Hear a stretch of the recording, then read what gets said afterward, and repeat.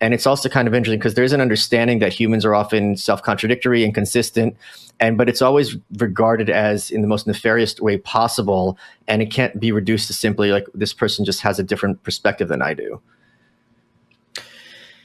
Yeah, there's a lot of reasons why that is. The two big ones off the top of my head are, one is generally if somebody tells me that they're kind of like centrist or they've got like a lot of different political views, 9 times out of 10, that person is conservative, just masquerading as a centrist because they don't want the label. So I can understand why people don't trust it.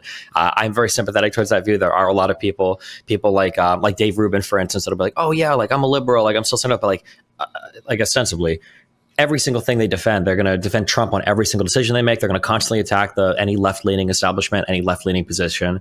The Nazis were actually, socialists because it says National Socialists, and Democrats were the slave owners and blah, blah, blah.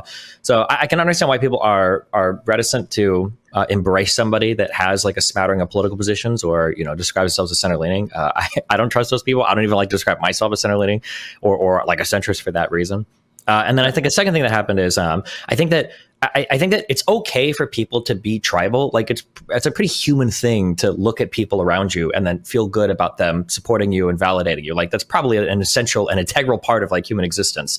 But I think that only works when the groups are pretty small. So like, for instance, if you've got like small communities and cities or whatever that all kind of like have similar sets of beliefs, that makes sense. Like I'm from Nebraska. My guess is going to be that most Democrats in Nebraska are going to be warmer towards guns than Democrats living in like Southern California.